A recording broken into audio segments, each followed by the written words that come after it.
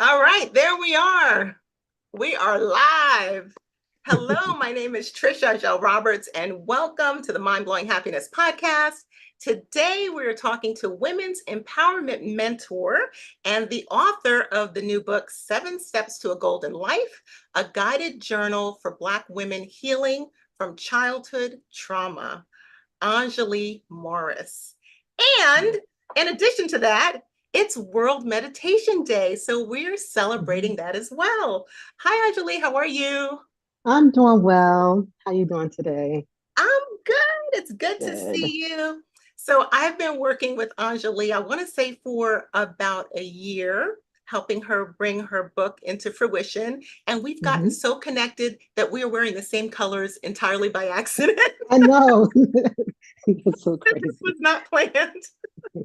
But so Anjali initially found me through Iyanla Van Zant's Facebook live stream when she was supporting my previous book, 12 Steps to Mind Blowing Happiness. Right. And after we met, I found out that she was a New Yorker. And then we just like totally clicked after that. And as I've gotten to know her over the past year, I've just fallen in love with her work. I think she is one of the sweetest, most evolved, kindest people Oh, that thank I've you. known. And I Thank love you. the work that you're doing. But before we get into it, what I'd like you to do is, in honor of World Meditation Day, we're going to take 3 breaths together. So, you ready? Sure. Yes, definitely. Okay.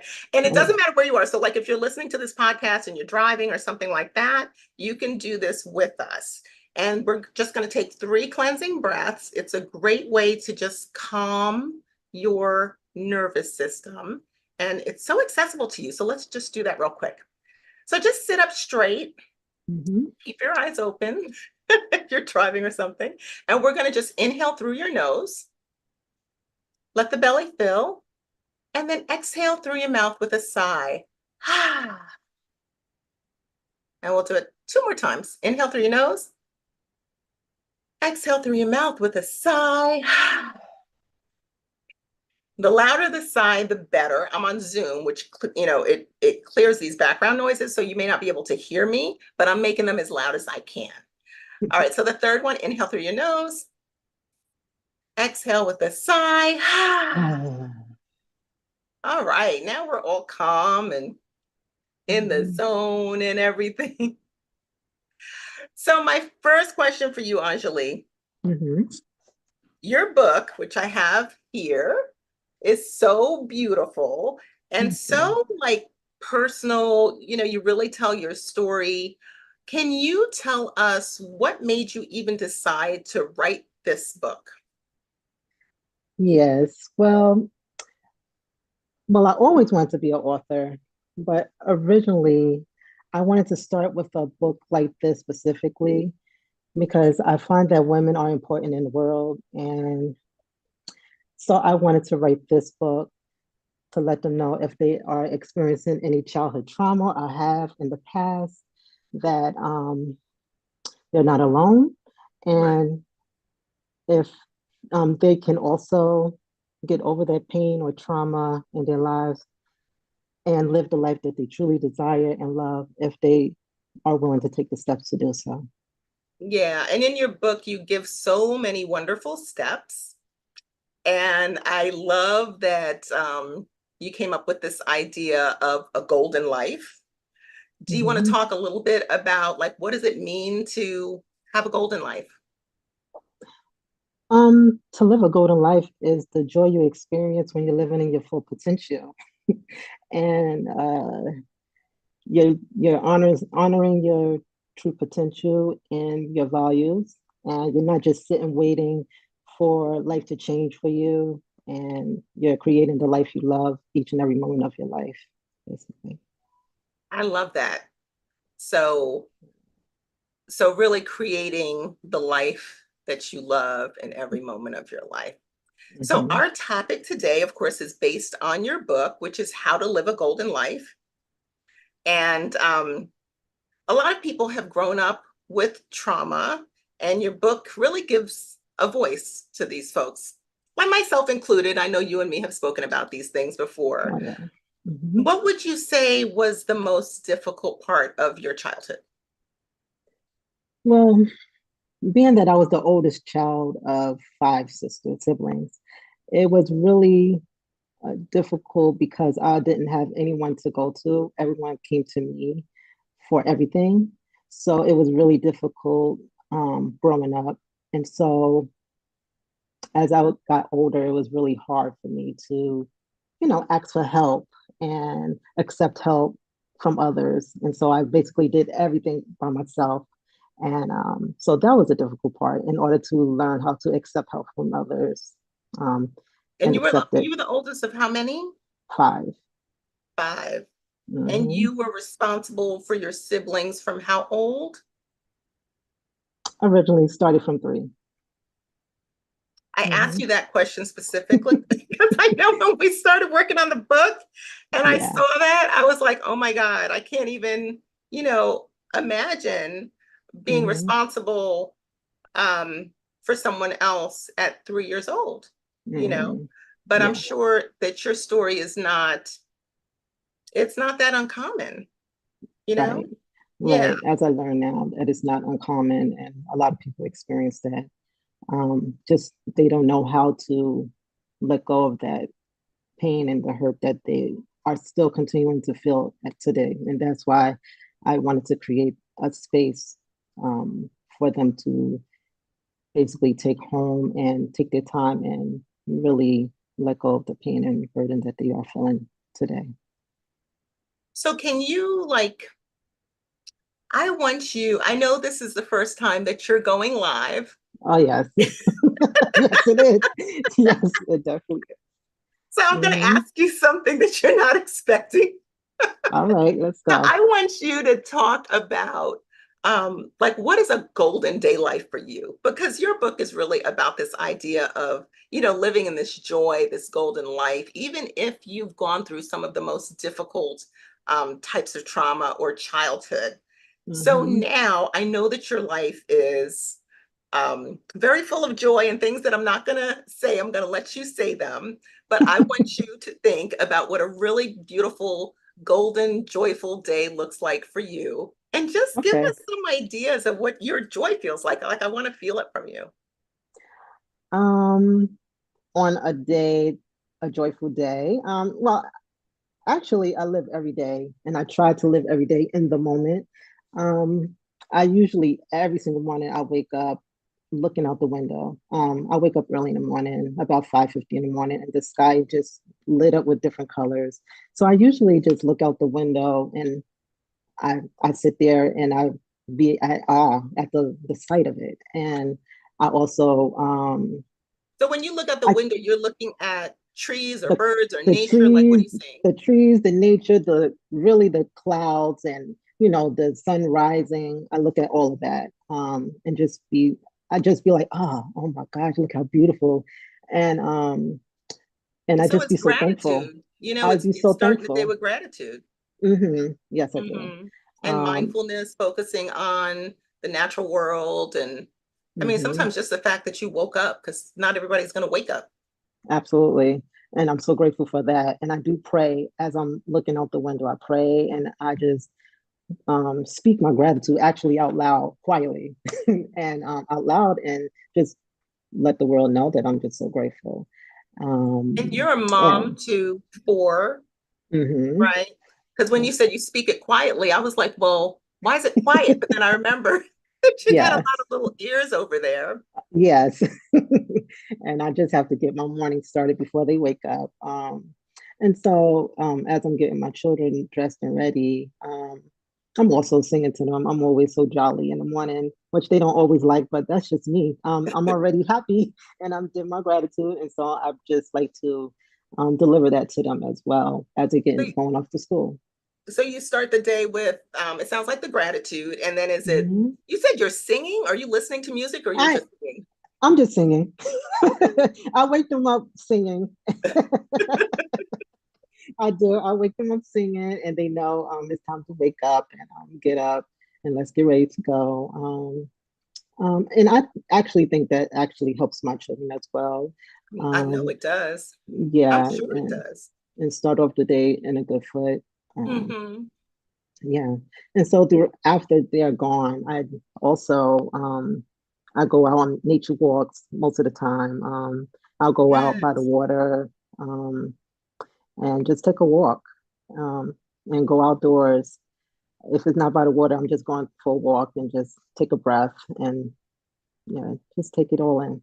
And it's funny because sometimes we say those things and it's like, yeah, I just get up and I look out the window and I sing a song Yeah, and I take a walk, but a yeah. lot of people don't realize the power in those things, in Hmm. being in gratitude, in being mindful instead of worrying about, what's happening at the end of the day or the end of the week, being Yeah. able to enjoy your children in the morning, Hmm. Hmm. and bring some lightness to the beginning of their day. Yeah. And the power of the oxygen going outside. There's so many people Hmm. attached to their um, screens Correct. in Yeah. these little boxes and not leaving the house when those Yeah. are also important. And I know you write about a lot of this in your book, but they're also important to your emotional, sense of well-being Well-being. and Hmm. sense of It joy. is. So I'm excited. So you got up with the gratitude, you looked out the window, you sang to the kids, you took a walk. Yes, yes. I know Um, you've told me before about your evening routine, but like, how's the middle of the day go? the middle of the day is not so smooth and jolly. I also Feel with that. have some businesses that I'm operating, so I have to dive into that, and so that's why I find it important to, um, you know, take my time and be calm because I know like I have to do other things and do some meetings and organize orders or whatever I have to do in order to make it through the day.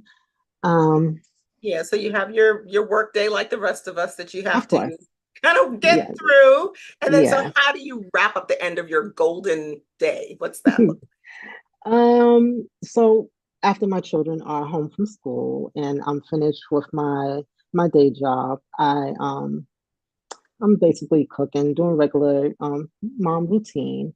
But when it's time for bed is when things are a little more golden for the whole family. So I like to play music where we play a lot of music in the home, and I like to play music throughout the house, and I'll um, put in some essential oils throughout the house and get the house smelling like some lavender to keep the house calm and cooling down. Um, and just keep the house calm, and it sets the mood for the time for bed.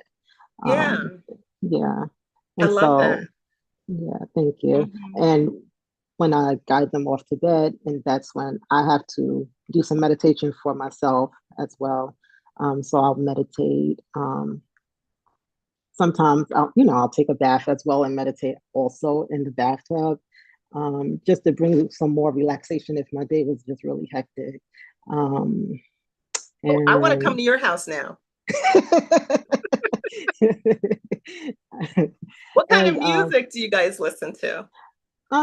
so we play a lot of things like NDRE. I don't know if anybody knows about NDRE, so we sing that. Yes. We'll play a little bit of Erica Badu, some of the songs the Yes. children love to listen to. Songs like that to just bring some soft mellow to the house. Oh, my children also like, piano music or like soft jazz music. So I that as asked well. that because, there's so much music with negative messaging that's Hmm. not healthy for adults, let alone for kids. So I just Absolutely. wanted to be clear, when you say you're playing music, I'm thinking, I don't think she's playing, trap music. No, no, no, no, no. But it's important, right? Because Yeah. it's what you are allowing into your mind. Hmm. Hmm. Yeah. And then I was also wondering at the end of the day what kind of meditation you do. Okay. So I usually do mindful meditation. Sometimes I just sit quietly with my eyes closed and I just basically ask myself how I'm doing. Usually my body will answer me I know some people it might sound weird, but my body will answer me and tell me how I'm feeling, or if I have to take my meditation further into a different type of meditation, or lay down. Usually, I'll sit up doing meditation, or if I'm feeling a little anxious, I'll just lay it down and yeah.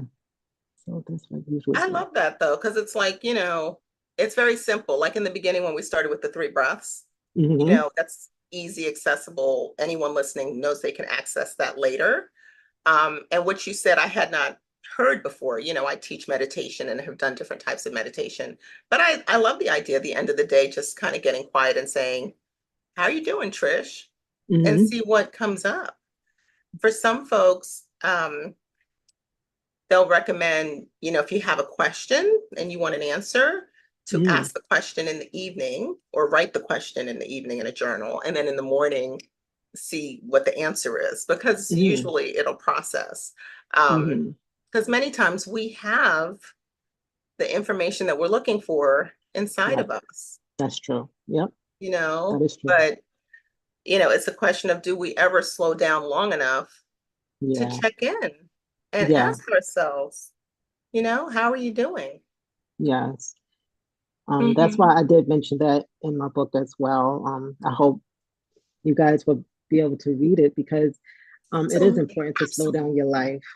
It's I got my very beautiful copy right here. Love it. Seven it's so Steps to a Golden Life, a guided journal for Black women healing from childhood trauma. So let's get yeah. back into the book because I know I took you on a whole journey that Yes, she you did. wasn't expecting. Not at all. Not at all. so, so I asked you the most difficult part of your childhood, and you were really saying that it was being responsible at such a young age. Yeah. How do you feel like that responsibility impacted you in your adulthood? Oh, I think I did answer that, but to elaborate, it was very hard for me to accept help from anyone. Oh, yes, And right. so I took on the burden to take care of everyone and everything and take on multiple jobs. I used to work like two jobs, sometimes three jobs at a time. I can do it. I'll do this. I'll do that. Um, and it was really hard for me, even though I was taking on a lot of responsibility for everybody. It was just really hard. So um, I had to really learn to accept help from other people in order for me to calm myself down a little bit more and um, just really accept help and be able to enjoy life a little bit more without carrying the burden of other people and the huge responsibility of everybody else and Was there a everything. point where you felt like you made that pivot, or like you had an aha moment where you were just like, I'm doing too much? Mm. Well, yeah. Um, well, the age around, I would say around 17. I mean, I lived almost a whole teenage year where I was doing that. But around 17, I just realized like this is too much for me and things have to change right now. So yeah, that's when I Mhm. really, really got into my life and um, changed everything about the way I was living. Mhm. Okay. Um, do you think that it had to do with, because I know this is something that not even just women deal with or Black women deal with, but I think everybody deals with feeling worthy, Mm. and reaching a point where you realize that you have the value so that you want to take care of yourself, instead of Mhm. just giving, giving, giving all the time without Yeah. having that sense of self-worth. So it Mhm. sounds like around 17 was when you kind of started to really realize that you had maybe more value than, Right. I don't want to put words in your mouth, but does that sound Yeah, no, that is true. When around 17, I had more value and I understood a little bit more on how I can maneuver my life a little bit more now that when I was getting older. Even though Mhm. as I was a child, I knew how I wanted life to form for myself and I knew how to, I don't want to give the book way too much, but I knew how It's good, you guys. It's pretty juicy. I knew how I wanted to live my life and how things should be, but to actually live your life in that way is around 17 is when I really took the leap and to do exactly what I was dreaming of. Hmm. Okay. So I'm sure that many people listening might want to write a book Hmm. and tell their story because what we really probably didn't say is that your book really is a memoir. It has this um, journal element to it and it teaches all of these wonderful lessons, but it also Hmm. tells your story. So for people who maybe have thought about writing a book or are thinking about telling their story, is there anything that you could recommend? I don't know how Hmm. long it was before you actually embarked on this project, because I know a lot of people like think about it for a long time before they do anything. But what Oh would you yeah. recommend for someone who's thinking about, maybe writing their first book? So, you're right. I was thinking about writing a book for years. I would say since I was a teenager. Um, and even when I looked into writing a book, I didn't think I could afford it. And so it was really scary and really hard, but I still wrote down certain things and just try to jot down things and hope for the best.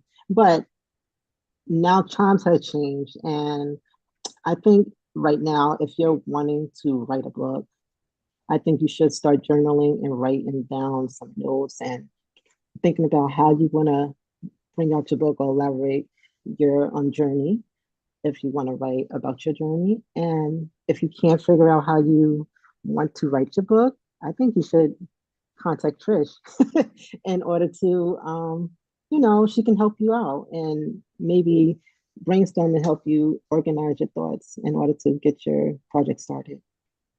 I love that you said contact Trish, and I didn't even tell her to say that.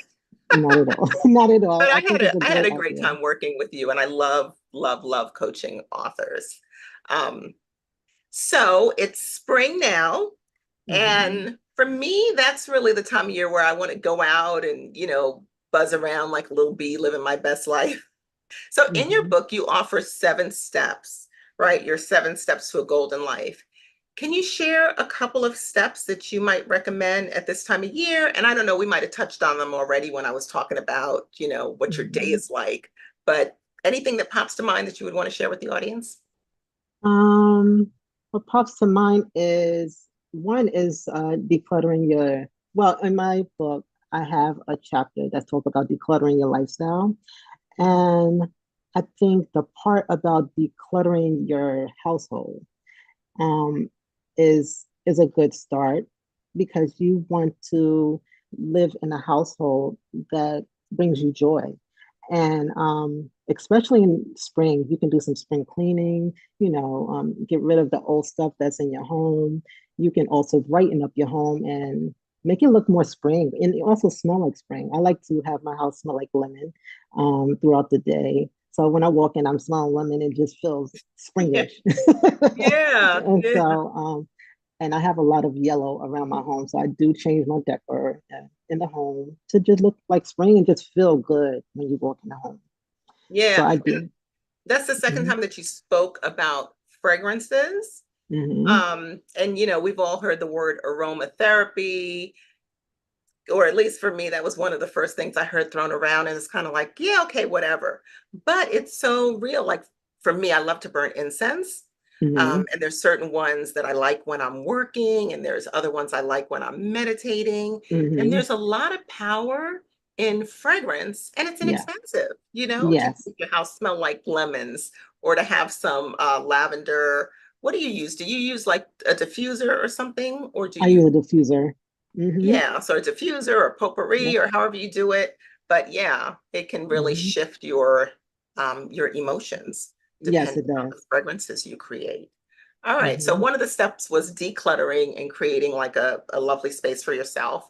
Is there Hmm. any other step that you would share for springtime or Yeah. maybe just your favorite?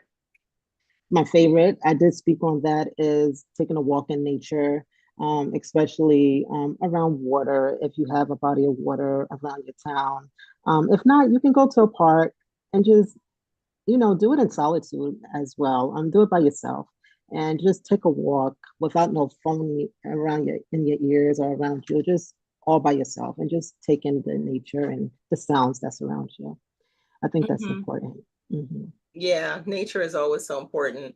It's funny to me, like, when you can't sleep at night, you go on Spotify or whatever and look for nature sounds Yes. Yes. I because used we're to do just that. hardwired, to want Hmm. to hear that sound of like a babbling brook or, the ocean or the rustling of the leaves or, Hmm. those different things. I like the sound of cicadas, I think is Oh, how you say it. You know, cicadas? I don't. Oh, the bugs? When you go in the country Yes, I and know. Yes, I do. it's like that chirp, chirp, chirp. Yes, yes, yes. But Yes. apparently now the cicadas are like swarming in certain places and they're like huge. So Hmm.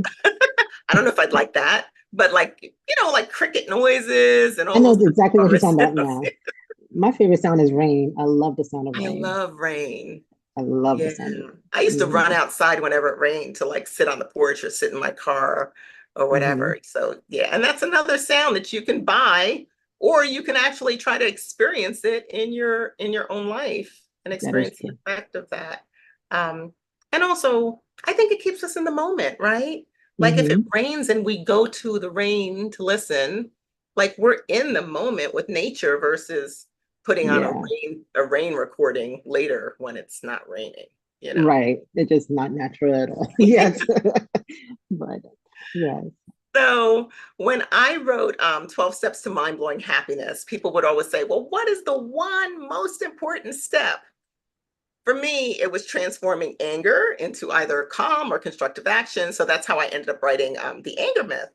But so Hmm. for you, you have seven steps to a golden life.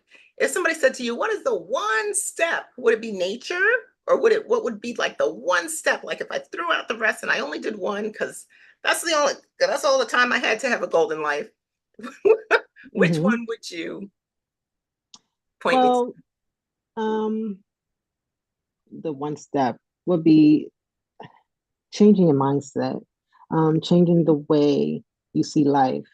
Um, I think that's the one step I think you should consider is changing your mindset and changing the way you think about life. And I think that would be the first step and the most important step. I Was couldn't to, agree more because I mm-hmm, always say, there are people who are very wealthy living in mansions who are miserable.